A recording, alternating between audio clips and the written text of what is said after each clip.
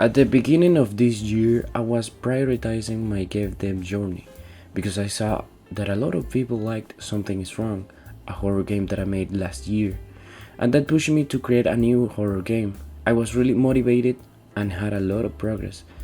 But then reality hit me as suddenly I was drowning in a lot of debt. But why?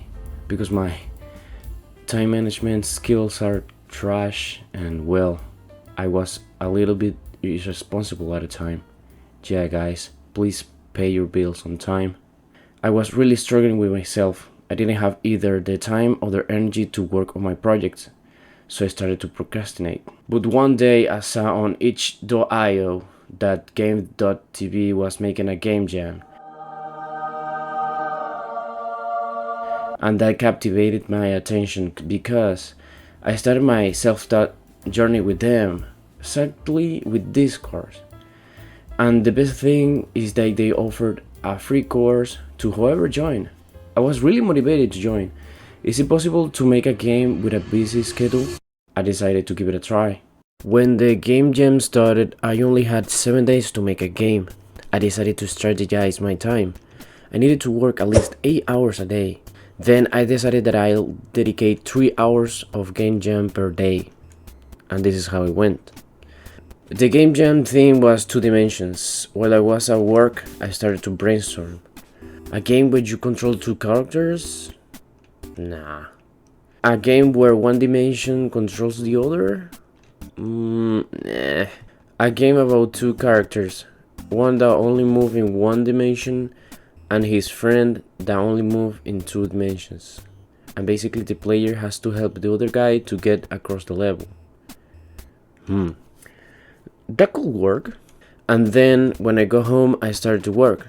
I really like puzzle games and platform games, so I wanted a mix of Toad Treasure Tracker with fast-paced decision-making gameplay, just like in Overcooked.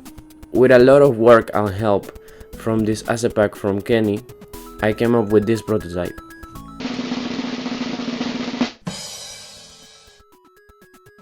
The only thing that I added here, besides all the things that I mentioned before, is the grab system. Basically, the player shoots a raycast whenever the player press space, and then when the raycast hits the spring, it gets stored in a, let's call it an inventory, and when the player hits space again, the item spawns back in the project, in the scene, and yeah, that's how it works. And yeah, that took me half of the jam. I was doubting myself. Can I really finish this game in time? I decided to sacrifice some free time that I had to exercise or, have a break in order to make this game happen. I added this bridge mechanic. It really spices things up. It allowed me to create more interesting levels, like this one, for example. It makes the player to think really fast, or else the NPC falls down. Then I added music, sound effects, some polish here and there, and finish.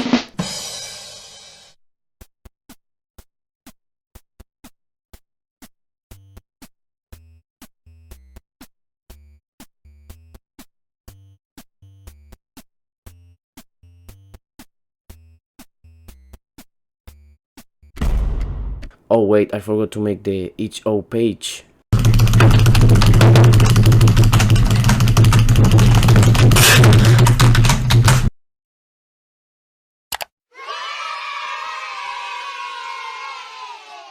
I was really relieved when I submitted the game. I was actually impressed on how much work I got done with such restrictions. It really felt amazing. So in conclusion, this game jam basically taught me time management, how important is to know how to spend your time efficiently between different areas of my life. I know that it was not perfect. I had to sacrifice some of my free time to finish this game, but sometimes you have to sacrifice some things in order to get what you truly want in life. Just don't go overboard, just like I did before this game jam. I was disorganized and careless, but now I have a clear path to follow.